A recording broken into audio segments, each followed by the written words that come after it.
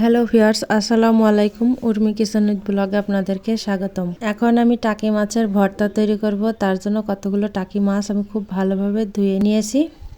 এখন এই মাছগুলোকে লবণ, হলুদ আর মরিচ গুঁড়া দিয়ে মাখিয়ে রাখবো 5 থেকে 10 মিনিটের জন্য।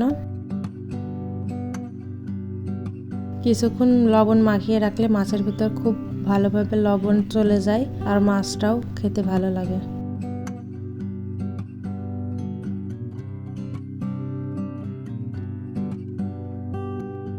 তারপরে সব রসুন, পেঁয়াজ, মরিচ কেটে নিয়েছি। এখন মাছগুলো ভেজে নেওয়ার পালা।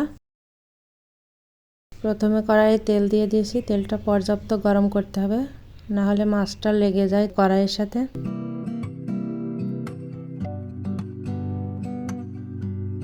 আমাদের বাড়িতে টাকি মাছটা কেনার মূল উদ্দেশ্যই থাকে ভর্তা খাওয়ার জন্য, আর মাছটা তরকারির সাথে রান্না ছাড়া ভর্তাটাই মনে হয় বেশি ভালো লাগে। খুব ভালো করে লাল লাল করে এপিট ওপিট মাছটা ভেজে নিয়েছি।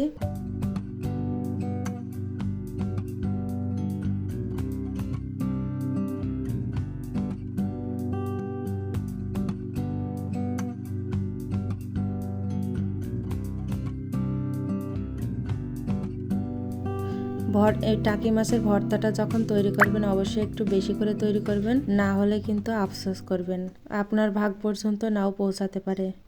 আমি প্রথম যখন এই মাছের ভর্তাটা করেছিলাম সবাই তখন কাড়াকাড়ি করে খেয়ে নিয়েছিল, আমার পর্যন্ত পাইনি। এখন লাল মরিচগুলো খুব ভালোভাবে ভেজে নিচ্ছি। অবশ্যই বেশি করে ঝালটা দিতে হবে।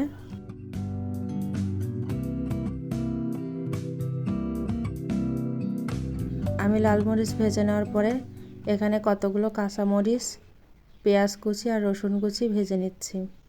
এগুলো খুব বেশি লাল করে ভাজবো না, একটু হালকা ভেজেই উঠিয়ে নেব। কাঁচামরিচগুলো ভেজে ভর্তা করলেও খুব ভালো লাগে। আর ধনিয়া পাতা, এটা আমি কাঁচাই ব্যবহার করব।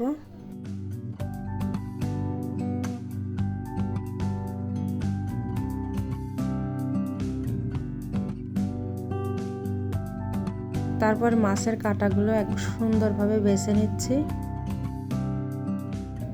মাছের কাঁটাগুলো বেছে নেওয়া হয়ে গেছে। এখন খুব যত্ন সহকারে শুকনো মরিচগুলো লবণ দিয়ে ডলে নিচ্ছি। আর সরিষার তেল তো অবশ্যই দিতে হবে ভর্তাতে।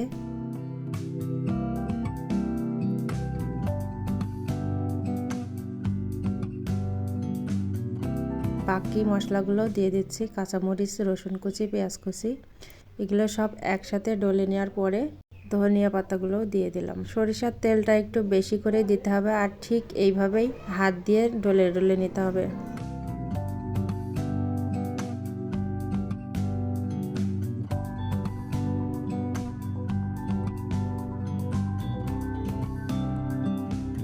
এই যে তৈরি হয়ে গেল আমার টাকি মাছের ভর্তা। ভর্তাটা গরম গরম ধোয়া ওটা ভাতের সাথে খেয়ে দেখবেন একবার, অনেক মজা লাগবে। আমার ভিডিওগুলো যদি আপনাদের ভালো লেগে থাকে তাহলে অবশ্যই আমার চ্যানেলটিকে সাবস্ক্রাইব করে রাখবেন। আল্লাহ হাফেজ।